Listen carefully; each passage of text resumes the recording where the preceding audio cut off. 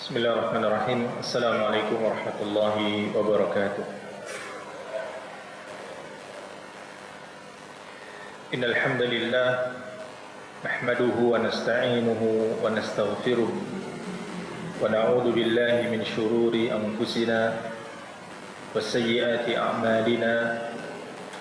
May yahdihillahu fala mudilla lahu wa may yudlil fala hadiya lahu. أشهد أن لا إله إلا الله وحده لا شريك له وأشهد أن محمدا عبده ورسوله. قال الله تعالى في كتابه الكريم: يا أيها الذين آمنوا اتقوا الله حق تقاته ولا تموتن إلا وأنتم مسلمون. يا أيها الناس اتقوا ربكم الذي خلقكم من نفس واحدة وخلق منها زوجها وبث منهما رجالا كثيرا ونساء واتقوا الله الذي تساءلون به والأرحام إن الله كان عليكم رقيبا. يا أيها الذين آمنوا اتقوا الله وقولوا قولا سديدا يصلح لكم أعمالكم ويغفر لكم ذنوبكم ومن يطع الله ورسوله فقد فاز فوزا عظيما. أما بعد فإن أصدق الحديث كتاب الله وخير الهدى هدى محمد صلى الله عليه وعلى آله وسلم وشر الأمور محدثاتها فإن كل محدثة بدعة وكل بدعة ضلالة وكل ضلالة في النار. Bapak Ibu sekalian yang semoga senantiasa dirahmati oleh Allah Azza wa Jalla. Alhamdulillah di pagi hari yang mendung dan gerimis ini kita bisa hadir di tempat yang mulia ini. Kita bersyukur kepada Allah Azza wa Jalla atas segala nikmat yang Allah telah anugerahkan kepada kita, nikmat iman, nikmat sunnah, nikmat sehat, waktu luang, dan nikmat lain yang begitu banyak yang Allah telah berikan kepada kita. Semoga nikmat-nikmat Allah tersebut menjadikan kita semakin dekat kepada Allah dan bisa menjadi wasilah dalam hal-hal yang baik, dalam amal saleh. Dan kita berharap mudah-mudahan saudara-saudara kita yang sedang mendapatkan musibah, baik banjir ataupun letusan gunung di Gunung Semeru, Jawa Timur. Mudah-mudahan mereka segera mendapatkan bantuan dan musibah mereka segera selesai dan mereka bisa beraktivitas seperti biasa kembali. Bapak Ibu sekalian, pada siang hari ini akan kita kaji bab yang ke-11. Bab yang ke-11 dan insya Allah akan kita ambil dua bab dan bab 12. Bab yang ke-11 adalah bab la yuzbahu lillahi bimakanin yuzbahu fihi li ghairillahi ta'ala. Bab terlarangnya menyembelih binatang dengan niat untuk Allah dilakukan di tempat di mana tempat tersebut digunakan untuk menyembelih binatang bukan untuk Allah. Jadi seorang menyembelih hewan di sebuah tempat yang biasa digunakan untuk menyembelih hewan untuk selain Allah. Jadi misal ada tempat tersebut biasa dipakai oleh orang kafir atau orang musyrik untuk peribadahan mereka atau pengorbanan mereka, penyembelihan mereka, maka bagaimana hukumnya kita ikut menyembelih di situ, meskipun tidak ikut acara mereka, tapi kita menyembelih di tempat itu. Misal ada perayaan di beberapa tempat gitu ya, itu ada ritual-ritual kesyirikan di situ. Lalu kita menyembelih di tempat itu. Mungkin karena tempat itu adalah tempat lapang, tanah kosong misalkan. Nyembelih di tempat itu. Ini dibahas di dalam Islam. Ya. Lalu Syekh menyinggung firman Allah Azza wa Jalla berkaitan dengan Masjid Dirar. At-Taubah ayat 107 dan 108. Masjid Dirar. Masjid Dirar ini masjid yang dibangun oleh orang-orang munafikin. Kalau dari kota Madinah sekitar 1 jam perjalanan, dekat dengan Masjid Quba. Dekat dengan Masjid Quba. Nah, dulu dibangun oleh orang-orang munafik untuk menyaingi Masjid Quba. Karena Masjid Quba adalah masjid yang pertama kali dibangun oleh Rasulullah di perjalanan. Ketika Nabi hijrah dari Mekah ke Madinah, di tengah perjalanan beliau membuat masjid. Masjid pertama itu adalah Masjid Quba. Baru melanjutkan perjalanan lagi sampai ke Madinah. Masjid pertama yang dibangun di Madinah adalah Masjid Nabawi. Tapi masjid yang pertama dibangun di tengah perjalanan itu adalah Masjid Quba. Orang-orang munafikin ingin merebut pamor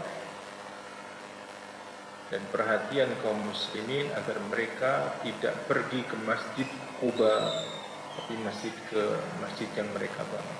Kalau sekarang masjidnya tidak ada, karena pada waktu Nabi hidup pun sudah dihancurkan. Allah abadikan di dalam Al-Quranul Karim, وَالَّذِينَ اتَّخَذُوا مَسْجِدًا ضِرَارًا وَكُفْرًا وَتَفْرِيقًا بَيْنَ الْمُؤْمِنِينَ وَإِرْصَادًا لِمَنْ حَارَبَ اللَّهَ وَرَسُولَهُ مِنْ قَبْلُ وَلَيَحْلِفُنَّ إِنْ أَرَدْنَا إِلَّا الْحُسْنَى وَاللَّهُ يَشْهَدُ إِنَّهُمْ لَكَاذِبُونَ لَا تَقُمْ فِيهِ أَبَدًا لَمَسْجِدٌ أُسِّسَ عَلَى التَّقْوَى مِنْ أَوَّلِ يَوْمٍ أَحَقُّ أَنْ تَقُومَ فِيهِ رِجَالٌ يُحِبُّونَ أَنْ يَتَطَهَّرُوا وَاللَّهُ يُحِبُّ الْمُطَّهِّرِينَ. Saya dibuka mushaf At-Taubah ayat 107-108. Dan di antara orang-orang munafik ada orang-orang yang mendirikan masjid untuk menimbulkan mudarat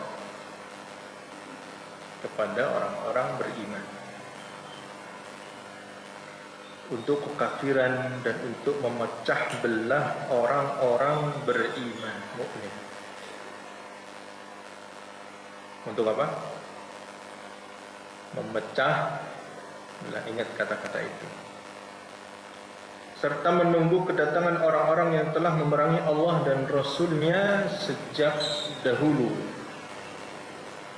Mereka bersumpah, kami tidak menghendaki selain kebaikan. Ini jargonnya. Kami tidak menghendaki melainkan kebaikan. Dan Allah menjadi saksi bahwa sesungguhnya mereka itu adalah pendusta. Janganlah kamu sholat dalam masjid itu selama-lamanya. Sesungguhnya masjid yang didirikan di atas dasar takwa, yaitu Masjid Quba, sejak hari pertama adalah lebih patut kamu sholat di dalamnya. Di dalamnya ada orang-orang yang membersihkan diri, dan Allah menyukai orang-orang yang membersihkan diri. Jadi orang-orang munafik, mereka berusaha untuk memecah belah kaum muslim. Memang kerjaannya begitu pajak dulu. Orang munafik itu yang menampakkan Islam, menampakkan identitas sebagai muslim, tetapi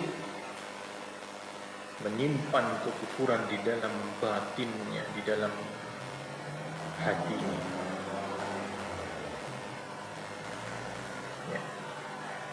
Wa idza laqul ladzina amanu qalu amanna wa idza khalau ila syayatinihim qalu inna ma'akum innama nahnu mustahzi'un.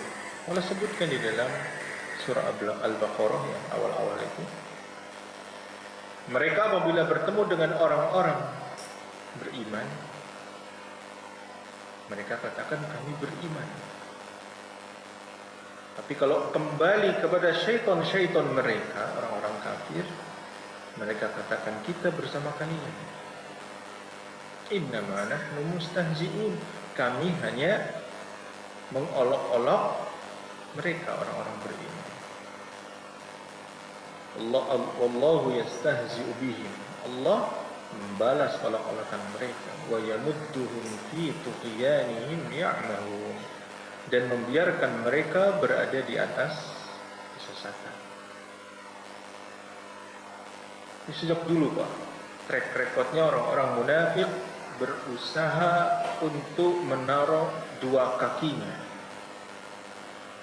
Kaki, salah satu kakinya di kaum muslimin, salah satu kakinya di orang kafir. Tujuannya apa? Mendapatkan dua keuntungan. Mendapatkan dua keuntungan sekaligus untuk mengadu domba, sekaligus untuk memecah belah kaum muslimin. Itu sudah sejak dulu.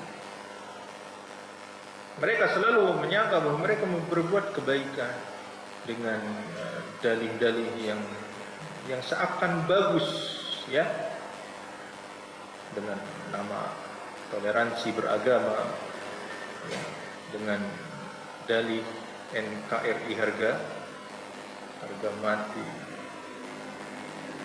Sebetulnya sumber kegaduhannya mereka sebetulnya, karena orang beriman, orang mukmin dengan orang kafir, selama tidak ada diskriminasi, tidak ada permusuhan, maksudnya adalah kehidupan nyata, saling menghormati satu dengan yang lain, malah jelas ini orang kafir, ini orang mukmin. Tapi yang membuat keruh adalah orang-orang munafik, karena dia berdiri di antara dua golongan yang terang, yang jelas. Dia abu-abu, mencari keuntungan di antara dua belah pihak itu, tetapi mereka lebih besar permusuhannya kepada kaum muslim. Satu sisi, keberadaan orang-orang munafikin, ada indikasi baik. Ada yang bisa memberikan apa indikasi baik itu.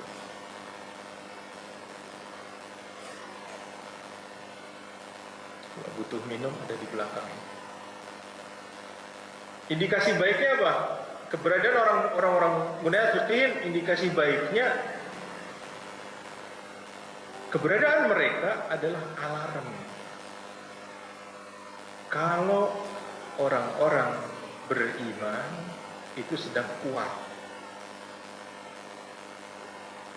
Kok bisa? Kok bisa? Iya. Karena kalau kaum muslimin lemah, mereka tidak perlu menjadi munafik. Mereka kafir. Mereka kafir. Ya. Innal munafiqina fid darkil asfali minan nar. Orang-orang munafik berada di neraka yang bawah. Innallaha jami'ul munafiqina wal kafirina fi jahannam jami'a. Allah mengumpulkan orang munafik dan orang kafir di jahannam semuanya. Kenapa mereka harus menampakkan keislaman? Karena kaum muslimin kuat, sehingga mereka kurang. Kalau kaum muslimin lemah, mereka ya orang kafir sebetulnya. Ya, nah ini. Namun perlu kita ketahui, nifak ada dua macam. Ada nifak aqidah, keyakinan, ada nifak amal. Orang-orang munafik pada zaman Rasulullah adalah nifak aqidah, memang benci dengan ajaran Islam. Adapun nifak amal itu bisa terjadi kepada orang Islam. Seperti hadis Bukhari Muslim, Rasulullah SAW bersabda, ayatul munafiqi thalathun. Tanda atau ciri orang munafik ada 3. Idza haddatsa kadzaba, wa apabila dia berbicara dia berdusta, bohong. Wa idza wa'ada akhlafa, kalau berjanji dia mengingkari atau memungkiri atau tidak memenuhi janjinya. Wa idza tumina khana, apabila diberikan amanah berkhianat. Di redaksi lain ada tambahan wa idza khasama fajara, kalau ada perselisihan berbuat fujur, melampaui batas. Ciri-ciri orang munafik ini bukan munafik akidah, tapi munafik amal. Bisa terjadi kepada orang muslim. Seorang muslim diberi amanah, tidak menjalankan amanahnya, jadi pejabat korupsi. Ada orang kafir, orang muslim begitu ada, Bu? Mana orangnya, Bu? Ditangkap KPK pakai baju oranye. Pejabatnya namanya nama Islam, KTP-nya tertulis agama Islam. Yang aneh kadang sebelum korupsi jarang pakai kopiah. Begitu pakai rompi oranye pakai kopiah. Begitu di sidang pakai kopiah. Sama juga perempuannya, nggak pakai jilbab. Begitu di sidang pakai jilbab, nggak tahu kenapa. Apa biar terlihat nurut atau biar terlihat bagus? Harusnya itu tempatnya tempat nggak bagus, ya, biasa saja. Ya, apakah pejabat-pejabat yang korupsi itu kafir, murtad dari Islam? Jawabannya tidak, tapi dia melakukan dosa besar. Berjanji, kadang kita berjanji mengingkari, tidak ada udzur, kemudian tidak menepati janji. Ada yang begitu? Banyak. Makanya jangan sepelekan janji. Wa aufu bil ahd, penuhilah janji. Innal ahda kana mas'ula, karena janji itu akan ditanya oleh Allah dalam surah Al-Isra. Kalau kita nggak mampu berjanji, Pak Bu, jangan usah janji. Hatta dalam perkara-perkara yang kelihatan sepele dengan anak-anak kita, ya nanti papa beliin mainan, nanti mama beliin ini. Jangan janji. Nah, jangan janji. Kalau mau menghibur anak kita, jangan dengan janji, tapi kaitkan janji itu. Kalau papa punya uang lebih, nanti papa beliin mainan. Bener gak? Bener ya. Tapi kalau pas banyak duit ya ingat ya, jangan sayang, nggak usah gitu. Khawatir nanti anak pun niru bapak ibunya suka janji mengingkari, anaknya nanti begitu. Janji, tepati janji ya. Nah, ada nifak amal, ada nifak akidah. Kalau nifak amal tidak mengeluarkan pelakunya dari Islam ya. Kalau nifak akidah, nah ini nifak akidah. Orang-orang munafik pada zaman Nabi, nifaknya nifak akidah. Cuman kemunafikan orang dulu pada zaman Nabi, kalau ditimbang dengan kemunafikan orang sekarang, itu lebih parah mana Bapak Ibu? Kalau zaman Nabi, mereka masih gemar sholat. Mereka sholat. Innal munafiqina yukhadi'una Allah wa huwa khadi'uhum. وَإِذَا قَامُوا إِلَى الصَّلَاةِ قَامُوا كُسَالَى يُرَاءُونَ النَّاسَ وَلَا يَذْكُرُونَ اللَّهَ إِلَّا قَلِيلًا. Sungguhnya orang-orang munafik, mereka berdiri mengerjakan sholat dalam keadaan malas, tapi mereka masih sholat. Dan mereka riya agar dianggap orang beriman. Riya, ingin dilihat. Dan mereka tidak mengingat Allah kecuali sedikit. Tidak mengingat Allah kecuali sedikit. Di orang munafik zaman dulu masih sholat. Sekarang terang-terangan mengingkari sholat. Ini munafik atau bukan? Kalau dulu kan menampakkan kekufuran, kalau sekarang dulu kan menyembunyikan kekufuran. Kalau sekarang terang-terangan membela LGBT, ya, membela perkawinan sesama jenis. Makanya presiden mana di Afrika, salah satu negara Afrika, boleh kawin sesama jenis, tetapi syaratnya satu, pasangannya dan dia dimasukkan ke dalam satu ruangan sekian hari, sekian lama. Kalau dua-duanya hamil, bisa punya anak, baru dikeluarin. Syaratnya itu. Ya nggak mungkin ya Pak ya. Jadi LGBT ini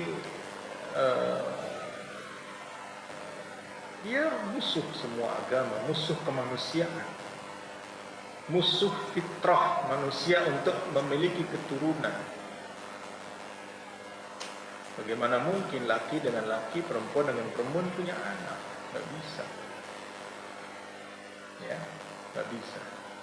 Kata mereka LGBT atau sesama jenis, keinginan dengan sesama jenis itu adalah bawaan lahir.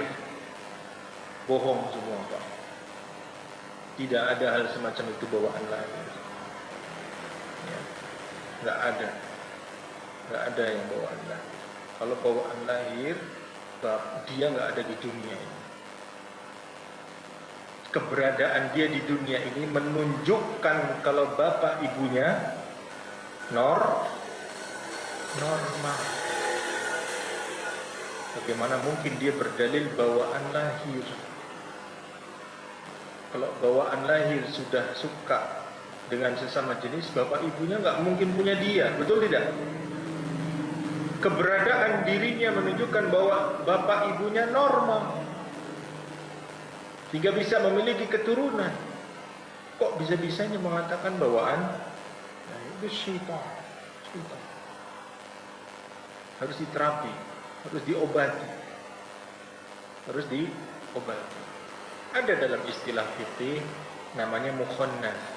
Memang ada kasus, tapi itu untuk yang berkelamin ganda. Ada kasus bapak ibu, tapi ini sangat jarang sekali dalam kehidupan kita. Ada bayi sejak kecil lahir dengan dua kelamin. Istilah fikih namanya mukhannats. Nanti berkaitan dengan masalah hak waris.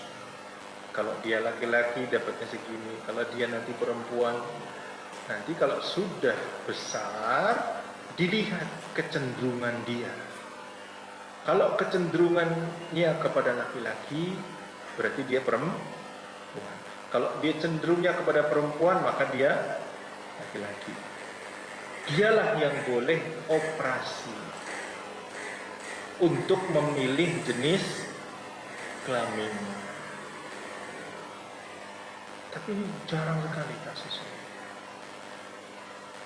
Boleh dalam fikih operasi untuk yang semacam ini. Jadi ditutup perempuannya atau ditutup lakinya kalau dua kelamin.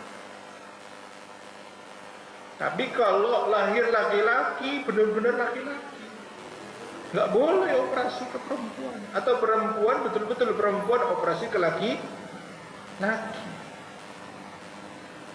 Kalau ada indikasi mengarah ke sana kemari, biasanya faktor psikologi, Pak. Anak laki-laki sejak kecil main dengan kakaknya, adiknya yang perempuan. Mainannya boneka, masak-masakan, mainan-mainan perempuan. Itu yang ke bawah.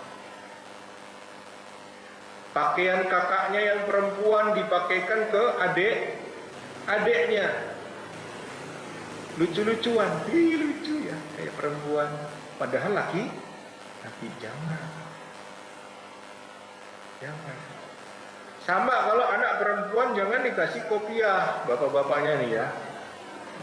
Kadang lucu-lucuan, jangan. Oh iya, astagfirullah, nggak boleh. Iseng-iseng. Takutnya itu berpengaruh kepada psikologi. Gede sukanya tomboy. Makanya Rasulullah SAW melarang laki-laki memakai sutra. Laki-laki dilarang memakai emas. Tujuannya apa Bapak Ibu? Agar sesuai fitrahnya. Itu hikmah. Laki-laki dan perempuan tidurnya bisa. Wa farriqu bainahum fil madaji'. Muru auladakum bis-salati wa hum abna'i 7 sinin. Perintahkan anak-anak kalian untuk salat ketika usia 7 tahun. Wadribuhum 'alaiha wa hum abna'u 10. Dan pukul mereka dengan pukulan mendidik ketika usianya sudah 10 tahun. 7 tahun nak salat. Ngantuk nak salat. Kalau nggak salat ya masih diberi kelonggaran. Baru 10 tahun baru pukul, tapi bukan pukul ke wajah, menyakiti dan seterusnya. Tidak boleh meninggalkan bekas. Pendidikan usia dini. Daripada kecilnya tidak dididik semacam itu, udah gede susah. Lebih baik kita susah ketika anak-anak kita masih kecil daripada kita susah ketika anak-anak sudah gede. Apalagi kita sudah tua. Orang anaknya lebih kuat secara fisik, bisa melawan, ada repot. Apalagi sudah rumah tangga, nah sudah sholat belum, susah. Ya, dari kecil. Pukul ketika usia 10. Wa farriqu bainahum fil madaji', pisahkan anak laki-laki dan anak perempuan. Agar apa? Agar tidak memiliki tabiat-tabiat yang semacam itu. Ya. Nah, orang-orang munafik zaman sekarang malah membela itu, membela emansipasi wanita. Tapi giliran kereta, gerbong depan, gerbong belakang khusus perempuan. Ini nggak boleh kalau emansipasi. Sama-sama bayar. Yang di pojok khusus perempuan dan ibu hamil. Kalau emansipasi nggak boleh. Bayarnya sama kok. Dia bayar. Penghasilan, laki-laki punya penghasilan, perempuan penghasilanmu berapa sini? Joint income. Dia bayar. Emansipasi. Ya, kau harus kerja. Sebagaimana saya kerja, kamu harus bekerja. Itu emansipasi. Maka hilang kehormatan wanita. Jadi kalau masuk di kereta, laki-laki memberi tempat duduk kepada perempuan, itu sesuai dengan Islam. Karena fisik laki-laki lebih kuat daripada perempuan. Jadi Islam sangat menghormati wanita, sangat menghormati wanita, memberikan nafkah kepada wanita. Hartanya suami, hartanya istri. Hartanya istri, jawab ibu-ibu. Hartanya istri Pak ya. Jadi yang memuliakan wanita adalah Islam. Ya, sangat memuliakan wanita. Hanya saja orang-orang, ya memang orang-orang munafik berusaha mengembalikan Islam kepada kemunduran, kepada jahiliyah. Kalau orang munafik dulu menampakkan kekufuran di dalam hati mereka, tapi menampakkan Islam, menyembunyikan kekufuran dengan menampakkan Islam. Adapun sekarang orang-orang munafik terang-terangan, Pak. Terang-terangan. Maka istilah mereka bukan munafik, tapi zindiq. Apa? Zindiq. Ya. Nah, ini lebih parah munafiknya daripada orang-orang. Nah, orang-orang munafik pada zaman Nabi, mereka membuat masjid dirar untuk memecah belah kaum muslimin, agar kaum muslimin tidak pergi ke Masjid Quba. Mereka membuat masjid dirar. Padahal orang-orang munafik. Nah, sekembalinya Nabi dari perang Tabuk, Nabi diajak para orang munafik, ayo mampir ke masjid ini, ya, agar ya. Nabi hampir ikut karena perasaan tidak enak, perasaan. Di tengah jalan Nabi mendapatkan wahyu ayat ini. Ya. La taqum fihi abada, jangan kamu berdiri dengan mereka, duduk di situ. La masjidun usisa ala taqwa min al-awwali yawmin ahaqqu an taquma fihi. Sesungguhnya masjid yang dibangun di atas dasar takwa, jadi Masjid Quba yang dibangun pertama kali, itu lebih berhak kamu berdiri di situ. Fihi rijalu yuhibbuna an yatatahharu. Di Masjid Quba ada sahabat-sahabat yang mereka itu suka untuk menyucikan diri. Allahu yuhibbul mutahhirin. Allah mencintai orang-orang yang menyucikan dirinya. Kenapa Syekh membawakan ayat ini? Sebagai pelajaran bagi kita untuk mengetahui pakem, untuk bersikap kepada orang-orang munafik, untuk bersikap kepada orang-orang kafir. Ada batasnya, Pak. Ada wala dan bara di situ. Wala itu kita loyal, bara itu kita berlepas diri kepada kesyirikan, kepada kekufuran, kepada kemunafikan, kepada syiar-syiar kufur, syiar-syiar munafik, syiar-syiar syirik. Baro.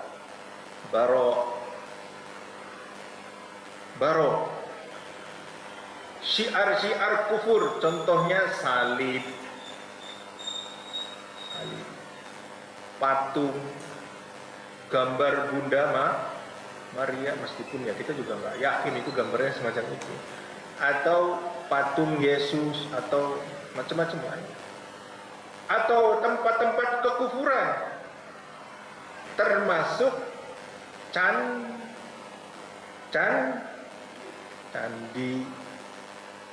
Prambanan itu dibuat oleh orang-orang Hindu, masih dipakai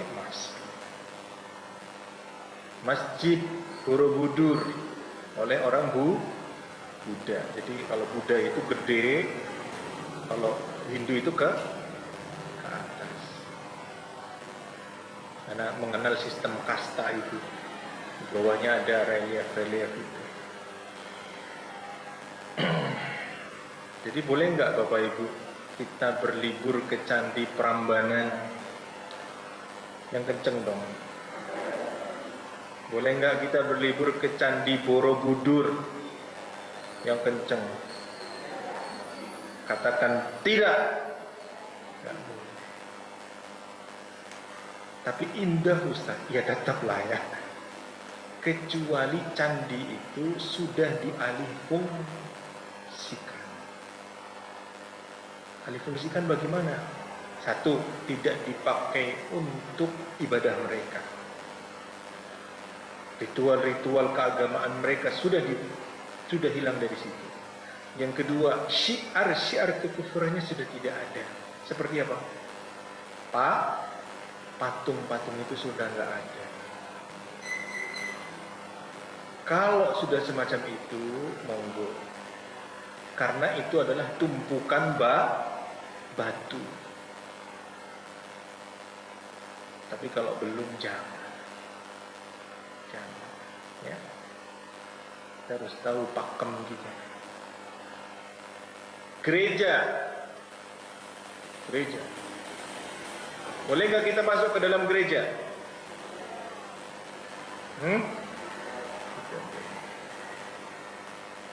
Ya. Apa tujuannya masuk ke dalam gereja? Apalagi ikut mengamankan gereja. Indonesia ini sudah ada perangkat TNI dan Polri. TNI dan Polri punya kewajiban melindungi segenap tumpah darah anak bangsa kita. Mereka yang menjaga keamanan. Serahkan kepada TNI Polri. Kalau saya jadi polisi, saya nggak mau Pak ormas-ormas itu jaga. Seperti tidak percaya. Ya. Nggak boleh, apalagi dengan mengatasnamakan toleransi. Ternyata berdasarkan pengakuan dari salah seorang anak pendeta, siapa namanya, Stefan siapa itu, dia mualaf. Sekarang jadi aktivis dakwah, alhamdulillah. Ya, tapi bapaknya masih pendeta. Koh siapa? Stefan. Barangkali nanti bisa dicari. Menurut beliau, dan beliau dapat dari bapaknya, ternyata tidak gratis. Setiap menjaga gereja ada cuan di situ. Ya, ternyata UUD, ujung-ujungnya duit. Jadi toleransi itu hanya untuk pemanis. Ujung-ujungnya adalah untuk mencari semacam itu. Masalah salam ya, nggak boleh masuk ke dalam gereja tanpa alasan apapun. Nggak boleh. Kecuali Anda dakwah di situ. Anda sebagai pendakwah, Anda dakwahi mereka dengan dakwah Islam, mengajarkan Islam yang benar, menunjukkan kebesaran Islam kepada mereka. Boleh, maslahatnya besar. Tapi tidak ada maslahat. Ya. Hanya untuk menunjukkan toleransi, kemudian melakukan salawat di dalam gereja, melantunkan lagu-lagu religi di dalam gereja. Itu juga aneh. Kenapa orang-orang Kristennya mau loh? Berarti mereka kurang fanatik ya. Lalu sebaliknya, kemudian mereka diundang ke masjid kaum muslimin untuk melakukan lagu-lagu gereja, dan itu terjadi, Pak, di Masjid Istiqlal. Masyaallah, assalamualaikum. Ini toleransi yang sudah kebablasan sekali. Kaum muslimin harus punya pakem. Negara pun harus paham bahwa setiap agama memiliki akidah masing-masing. Setiap agama memiliki ajaran yang harus dihormati. Setiap agama memiliki sensitivitas. Para pemeluk agama itu memiliki sensitivitas dalam agama mereka.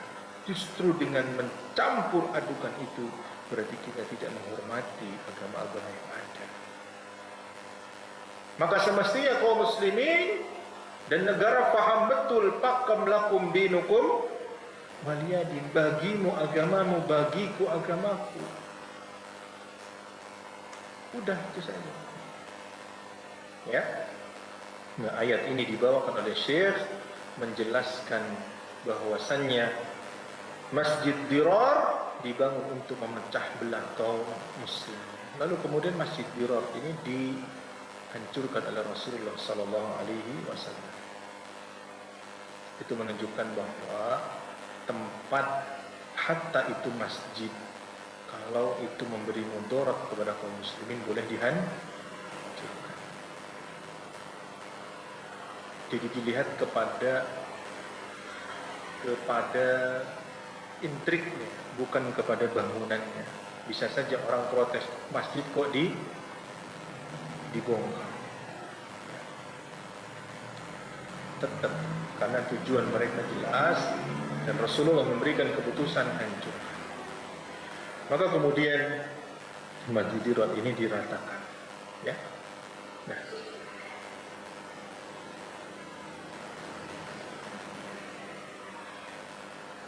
kemudian Thabit bin Ad-Dhahhak menuturkan radhiyallahu anhu, nadara rajulun ayyan hara ibilan bi Buwanah. Ada seorang yang bernadar akan menyembelih seekor unta di Buwanah. Buwanah itu nama tempat ya, sebelah selatan kota Mekah sebelum Yalamlam.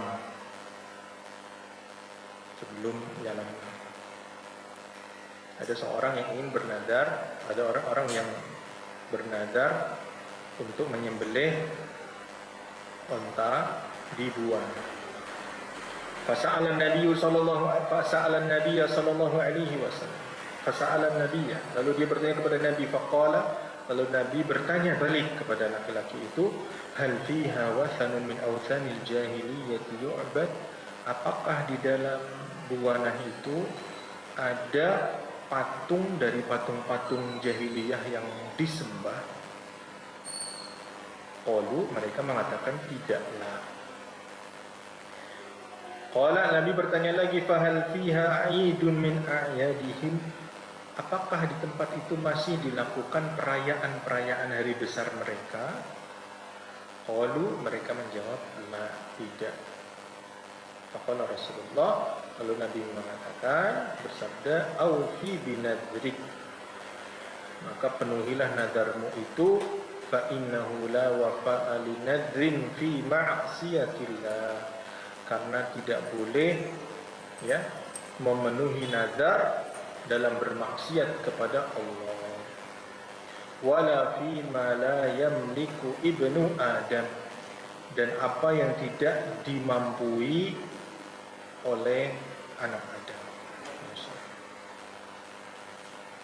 Mafhum mukhalafah dari hadis ini, apabila Buwanah itu masih dipakai untuk Id, perayaan-perayaan agama mereka,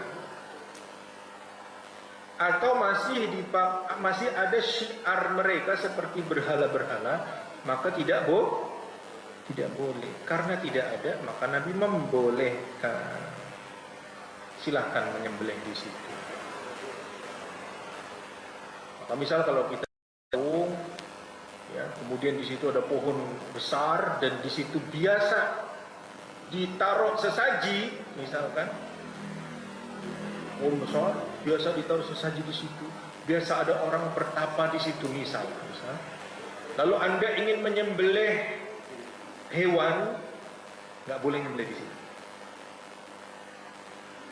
Entah mau untuk akikah, untuk mau menyembelih biasa atau menyembelih Idul Fitri atau Idul Adha, maka tidak boleh di tempat itu. Agar apa Pak? Agar kita tidak tasyabbuh. Agar kita tidak tasyabbuh menyerupai mereka. Ya, agar tidak tasyabbuh. Karena kalau kita ikut-ikutan melakukan itu di tempat mereka, ya kita mirip-mirip. Kata Nabi, tidak ada yang bisa digunakan untuk memenuhi nazar dalam hal maksiat. Tidak boleh kita melakukan atau memenuhi nazar kita dalam hal maksiat. Nazar maksiat contohnya apa, Pak? Bu, nazar maksiat contohnya apa? Misalkan ada orang mengatakan saya bernazar akan minum miras 10 botol. Tidak boleh. Saya bernazar akan apa? Ya maksiat lah ya. Maka tidak boleh dipenuhi nazar itu. Atau apa yang tidak mampu. Apa yang tidak mampu. Tidak mampu itu memberatkan sekali. Kadang ada yang mampu tapi terlalu berat. Contoh, kalau saya lulus nazar, kalau saya lulus dari kampus dengan IPK berapa? 3,5 ke atas, maka saya akan jalan kaki dari Anyer sampai Panarukan. Jalan kaki, misal ada, maka tidak perlu dilakukan nazar itu. Benar, lulus dengan nilai 3,7 IPK-nya,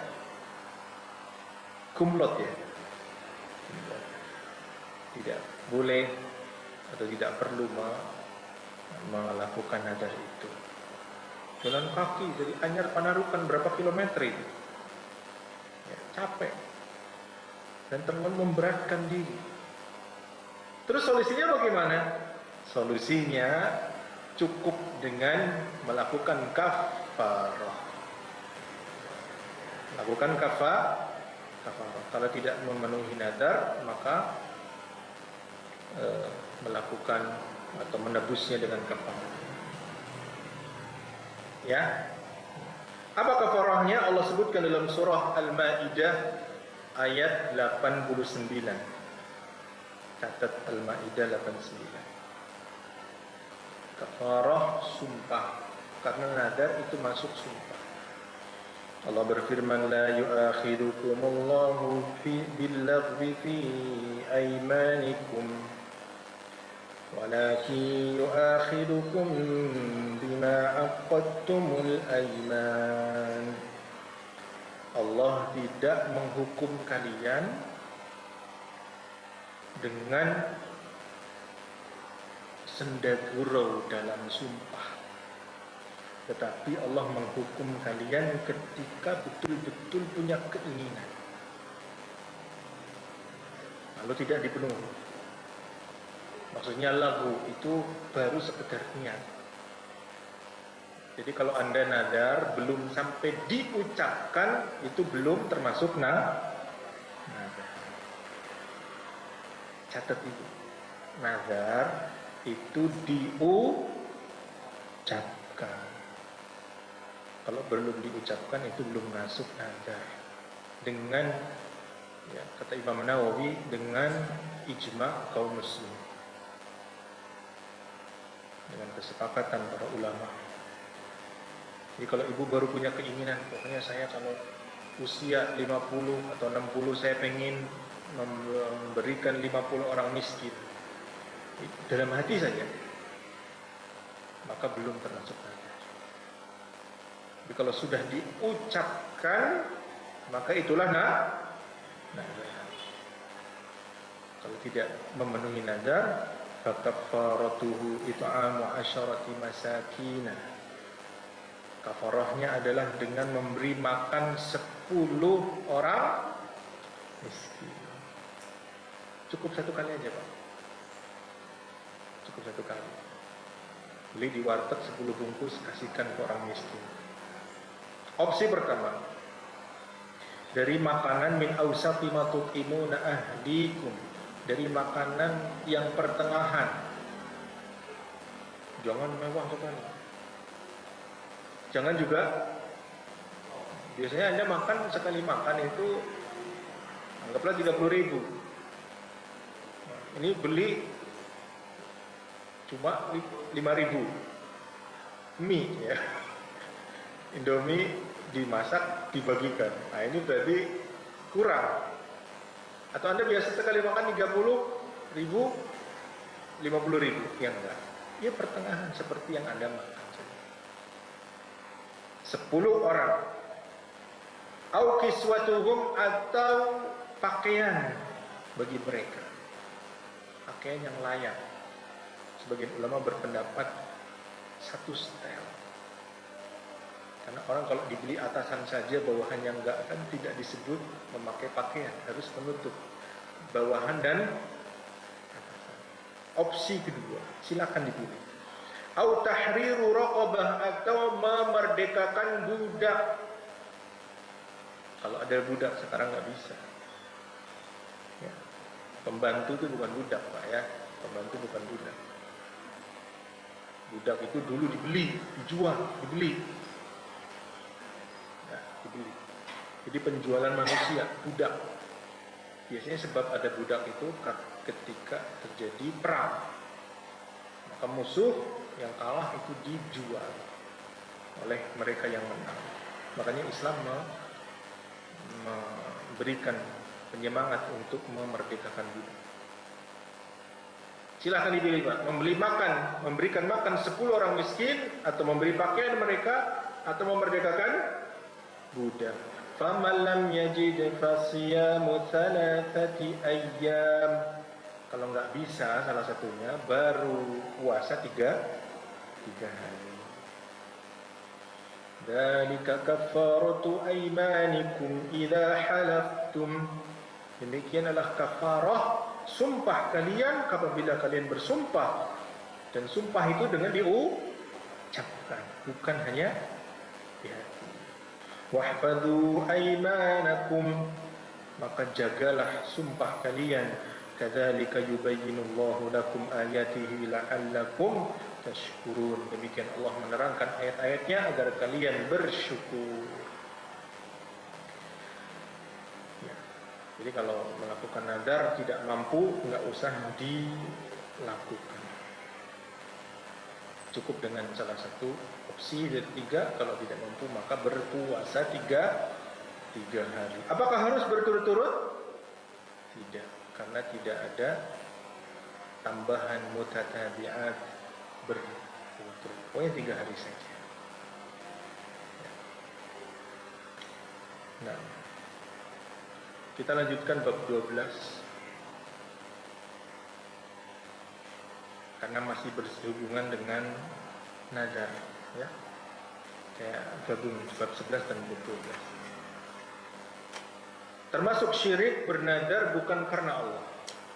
Allah Subhanahu wa taala berfirman dalam surah Al-Insan ayat 7, yufuna bin nadri wa yakhafuna yawman kana syarruhu mustatira. Mereka menunaikan nadar dan takut akan suatu hari yang azabnya merata di mana-mana. Maka penuhi nadar, Pak. Dan nadar punya untuk melakukan sesuatu dan Anda mampu, lakukan. Kalau tidak mampu, tadi opsi. Al-Baqarah 170, wa ma anfaqtum min nafaqatin aw nadartum min nadrin fa innallaha ya'lamu. Apa saja yang kamu nafkahkan atau apa saja yang kamu nadarkan, maka sesungguhnya Allah mengetahui.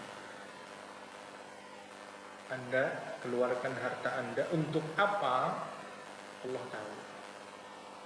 Seorang suami yang memberikan nafkah kepada anak dan istri, Allah Maha tahu.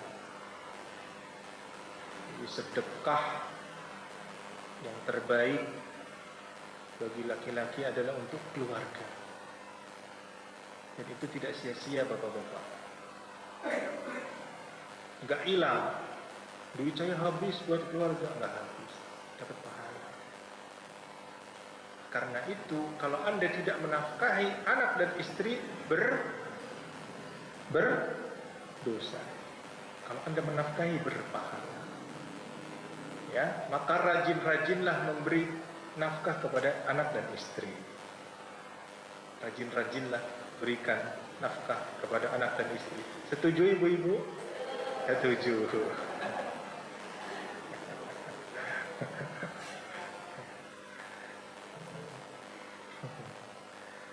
Jadi nggak ada yang sia-sia Pak. Nikah itu ibadah yang paling lama. Ngobrol dengan istri ibadah. Kata Nabi ya, tidak ada hal yang sia-sia. Ya.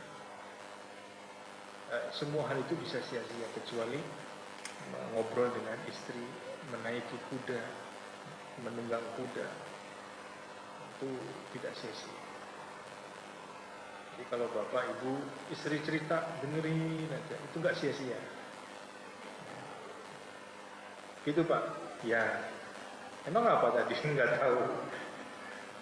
Karena perempuan itu memang harus mengeluarkan sekian ribu kosakata Pak dalam sehari. Itu ilmiah karena di dalam otak perempuan itu ada namanya apa gitu. Dan itu memicu untuk berbicara. Ya. Dan kosakata perempuan itu lebih banyak dalam sehari daripada laki-laki. Makanya perempuan kalau bercerita dengerin aja. Ya. Dan juga kalau udah capek diam sendiri Pak ya. Tapi ya pura-pura dengerin lah ya, pura-pura dengerin. Meskipun hanya pura-pura. Makanya kadang masalah timbul dari situ. Laki-lakinya nggak suka ngomong, perempuannya suka cerita. Dikira bawel. Padahal memang tabiat perempuan semacam itu. Perempuan kalau bertemu dengan perempuan ramai Pak. Apalagi kalau di warung ramai, di kafe ramai Pak, di rumah sakit ramai. Perempuan sampingnya perempuan ngobrol, sampai tahu rumahnya di mana, anaknya berapa, ya, macam-macam. Sakitnya apa yang di sini? Laki-laki dengan laki-laki duduk, satunya pegang HP, satunya pegang HP. Asik dengan dunia sendiri-sendiri. Tidak terlalu ya semacam itulah. Ya. Jadi nggak ada yang sia-sia bapak-bapak. Memberi nafkah kepada keluarga tidak ada yang sia-sia. Allah Maha tahu. Maka sering-seringlah memberi nafkah. Betul ibu? Au nadartum min nadrin, atau kalian bernadar maka Allah pasti mengetahuinya. Diriwayatkan dalam Sahih Bukhari dari Aisyah radhiyallahu anha, Rasulullah SAW bersabda, "Man nadara ayyuti Allah falyuti'hu." Siapa yang bernazar untuk mentaati Allah maka lakukan. Wa man nadhara ay ya'si Allah fala ya'sihi. Siapa yang bernazar untuk bermaksiat kepada Allah, jangan penuhi. Bernazar untuk maksiat tidak boleh dipenuhi. Jadi ada nazar yang taat, ada nazar mubah. Nazar mubah contohnya tadi, kalau saya IPK-nya seperti ini, saya akan memberi orang atau menyantuni, itu kan mubah itu. Maka harus dilakukan. Ada nazar maksiat, itu jangan dilakukan.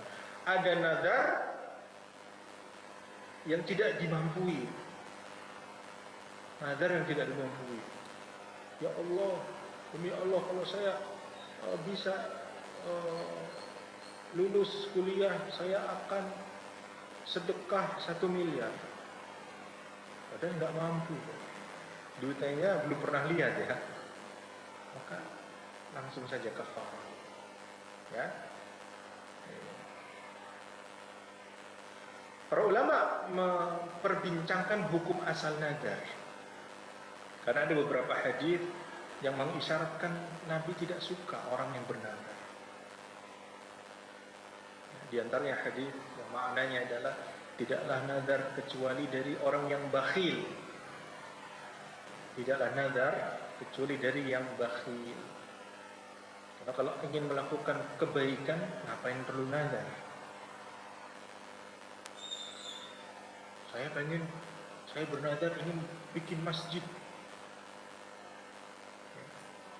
Ya kalau punya kelapangan langsung aja bikin masjid. Kenapa harus bernazar? Ya. Sehingga sebagian ulama berpendapat nazar itu makruh. Sebagian ulama berpendapat mubah nazar. Tapi kalau sudah dinazarkan menjadi wajib. Kalau sudah dinazarkan maka menjadi wajib. Ya. Ini hukum asal nazar. Tapi nanti dilihat kepada hukum Islam yang 5, wajib, sunnah, ya, kemudian makruh, mubah, makruh dan haram. Nanti ada timbang-timbangan yang lain tentang hukum nazar. Allahu a'lam bishawab. Ini yang saya sampaikan berkaitan dengan nazar dan melakukan ibadah di tempat di mana dilakukan ritual ibadah orang-orang musyrikin atau orang-orang kafir, dan bagaimana tingkah pola orang-orang munafik untuk memecah belah kaum muslimin, membuat masjid dirar. Barangkali ada pertanyaan dari Bapak Ibu, bisa ditanyakan.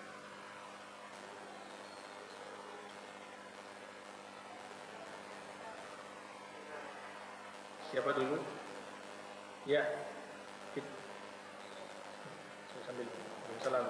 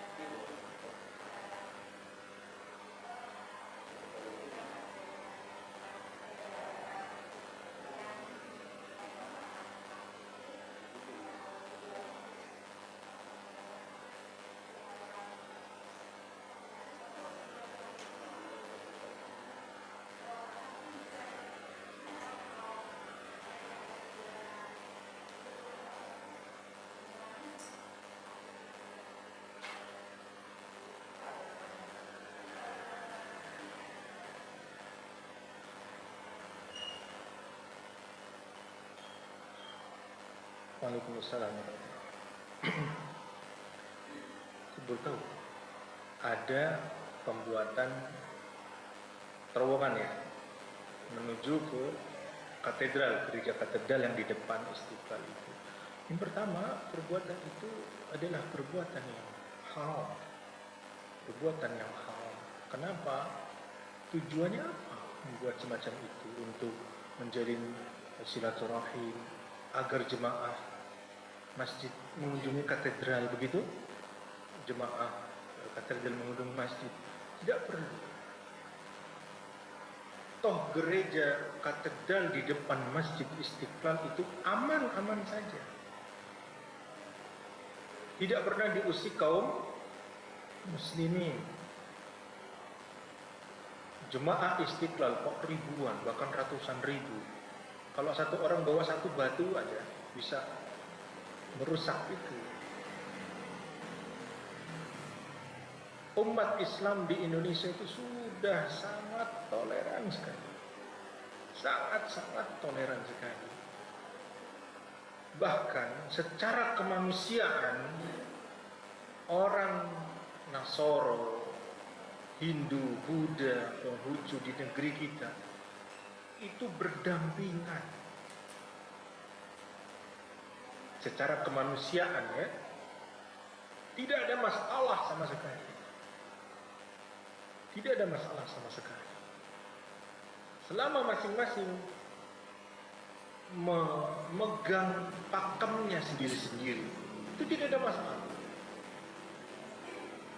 Pak, seandainya kaum muslimin tidak toleran, itu Bali sudah tidak ada. seluruhnya sudah muslim semua itu. Jawa muslimnya berangkat ke Bali, habiskan orang-orang Hindu. Kan tidak. Papua habiskan orang-orang Islam di Sumatera, di Kalimantan berangkat ke Papua, habis.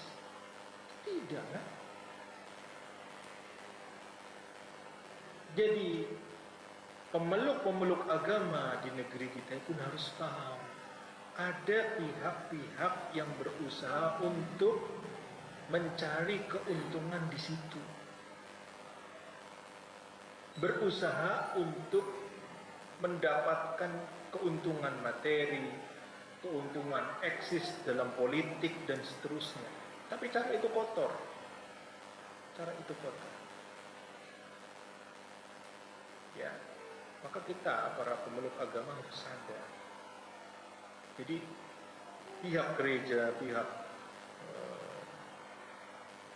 kuil atau apa ya, itu paham bahwa kita tidak ada masalah kok dalam toleransi di negeri kita. Tidak ada. Apabila ada gesekan-gesekan antar keluarga, kemudian antar rumah ibadah, karena proses atau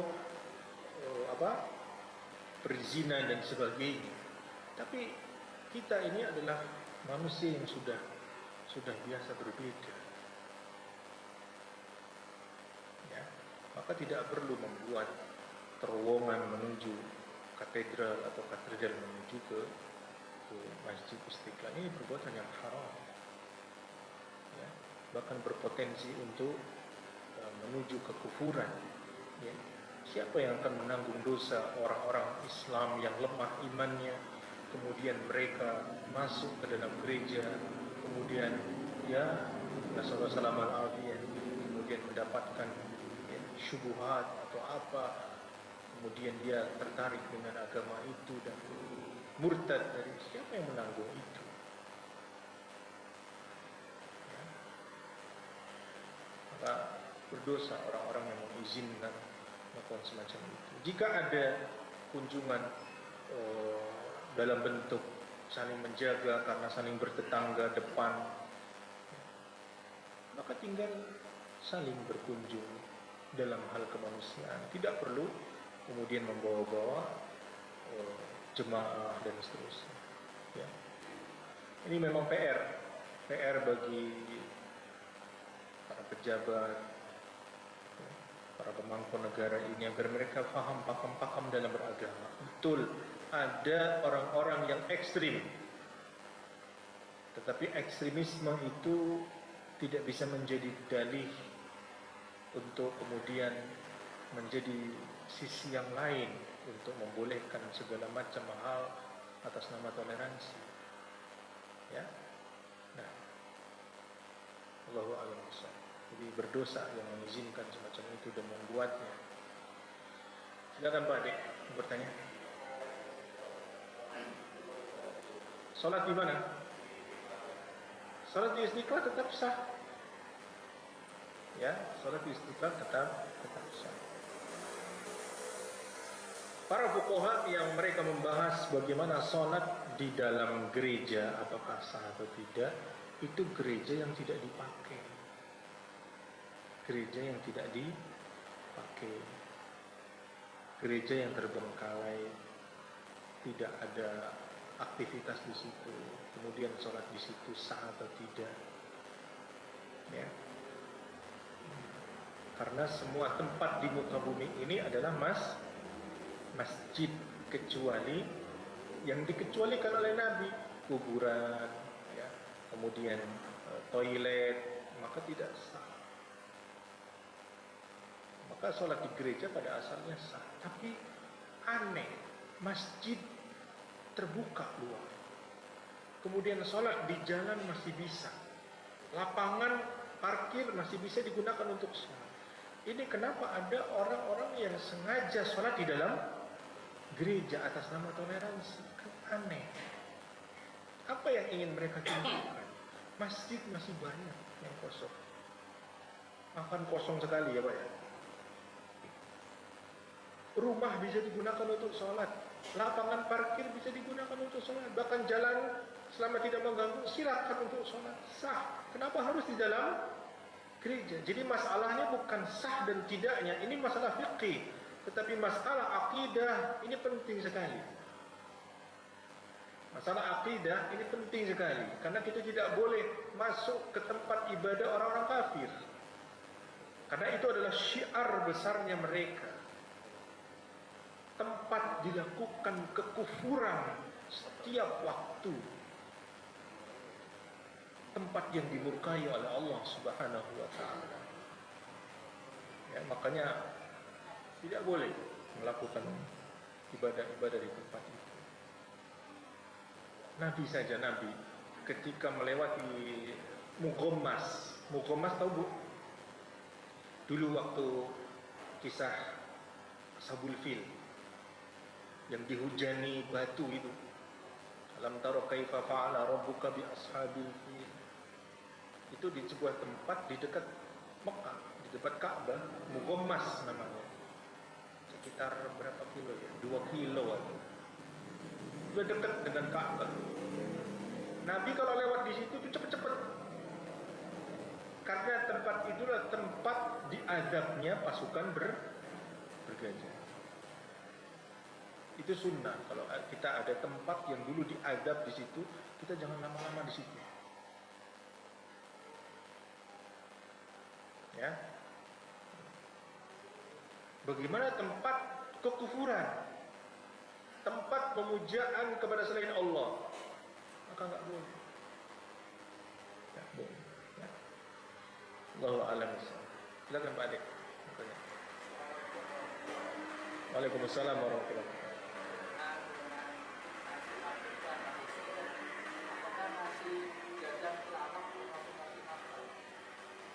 Apakah memberi jajan ke anak termasuk nafkah? Pertanyaannya itu? Nah, iya. Iya. Apakah itu termasuk nafkah? Nafkah. Apa yang kita berikan kepada anak dan istri semuanya nafkah. Termasuk memberi mainan, nafkah semua. Fasilitas hidup, nafkah. Rumah, nafkah. Bayar kontrakan, nafkah. Pakaian, nafkah. Jadi dapat pahala semua. Tapi pertanyaannya, kalau maksudnya nafkah yang wajib atau tidak, maka tidak. Ya, tidak. Ada yang wajib, ada yang tidak. Yang wajib itu tempat tinggal, makan, itu juga dengan minum, pakaian. Ya, kalau istri kebutuhan batin itu wajib. Wajib.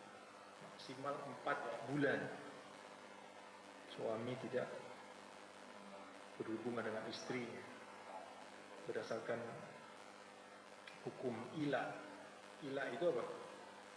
Seorang laki-laki bersumpah tidak berhubungan dengan istrinya. Maka ila itu bagi perempuan boleh menunggu 4 bulan. Lilladzina yu'luna min nisa'ihim tarabbusu arba'ati ashhur. Bagi laki-laki yang mengila, bersumpah tidak akan berhubungan dengan istrinya, maka menunggu 4 bulan. Kejelasan. Kalau 4 bulan laki-lakinya jelas tidak mau berhubungan dengan istrinya tanpa alasan, bukan karena kerja jauh dan seterusnya, maka dia punya hak mau melanjutkan pernikahan atau itu bisa menjadi alasan untuk khulu. Kemudian asar dari Umar bin Khattab radhiyallahu anhu, di mana suatu ketika Umar bin Khattab mendengar seorang wanita yang berdendang, bersyair, jika bukan karena jihad fi sabilillah, niscaya kasur ini sudah bergoyang. Umar faham maksud dari syair wanita ini. Setelah itu, keesokan harinya Umar bertanya kepada para sahabiat, berapa lama kalian tahan ditinggal oleh suami kalian? 4 bulan ya Amirul Mukminin. Maka kemudian Umar mengeluarkan keputusan, setiap 4 bulan pasukan-pasukan Islam itu digilir, 4 bulan berangkat tugas, 4 bulan pulang lagi, 4 bulan ganti, agar tetap istri mendapatkan nafkah bagi itu hilang ya. Nah, kalau yang dimaksud apakah wajib orang tua memberikan mainan untuk anak, ya tidak wajib. Yang wajib adalah makan, sandang, pangan, papan. Ya. Nah, semoga Ustaz dan semua jemaah dalam naungan Allah. Amin. Izin bertanya Ustaz, jika seandainya benar apa ini?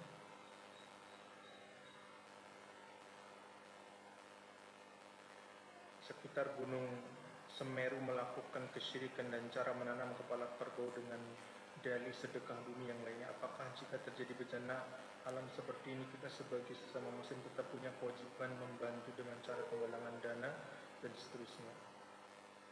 Nah, kita tetap membantu mereka. Memang itu akibat sebagian dari apa yang mereka lakukan. Ya, karena kesyirikan adalah dosa yang besar dan Allah tidak ridho untuk disekutukan. Ya, kaum Ad, kaum Samud, kemudian Tubba yang ada di Yaman, ya, maka semuanya binasa karena kesyirikan, pembangkangan mereka kepada para nabi, lalu Allah berikan azab. Atau maksiat yang terus menerus seperti kaumnya Nabi Lut. Kaumnya Nabi Lut, mereka diberikan azab, ya, dengan azab yang berat, ya. Kami jadikan bagian atas ke bawah dan bagian bawah ke atas. Ya, kita tidak tahu kaifiahnya bagaimana azab kaum Nabi Lut karena mereka melakukan hubungan sesama jenis, ya. Allah berikan azab. Jadi kesyirikan, maksiat itu sebab datangnya azab. Bagaimana mereka-mereka yang terkena dampak dari bencana itu, apakah kita bantu? Kita bantu sebagai sesama manusia, ya. Kita tetap membantu mereka karena mereka pun membutuhkan bantuan orang lain, ya. Mungkin evakuasi dan seterusnya, tetap boleh bantu, ya. Kezaliman mereka untuk mereka sendiri, kesyirikan yang mereka lakukan kesyirikan mereka, tapi kita sebagai manusia tetap Ada pertanyaan lagi? Ya, silakan. Waalaikumsalam warahmatullahi wabarakatuh. Amin.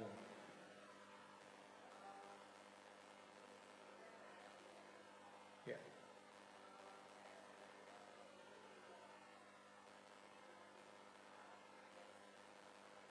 Di mana, Bu? Dubai. Masya Allah, ya.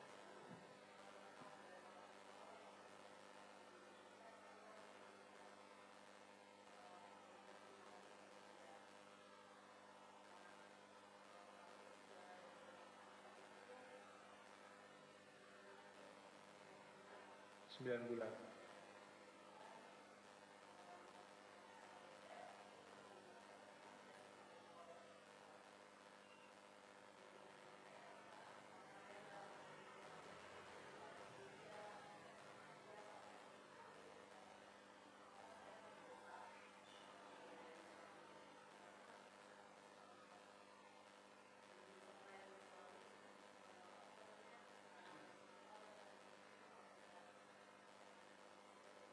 Ya.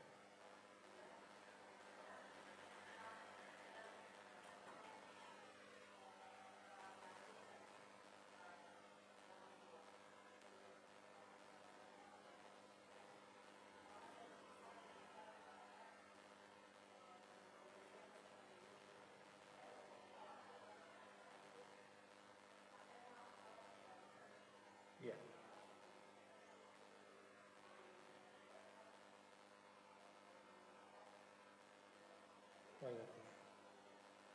Waalaikumsalam warahmatullahi wabarakatuh. Ya, pertanyaan jelas ya? di mana LDR kemudian tidak bisa menemani suami, melayani suami, apakah berdosa? Jika itu dengan izin suami, kemudian apa yang dilakukan itu adalah hal yang penting, maka tidak berdosa insyaallah taala. Ya, insyaallah. Tapi seyogianya seorang wanita tetap memberikan solusi.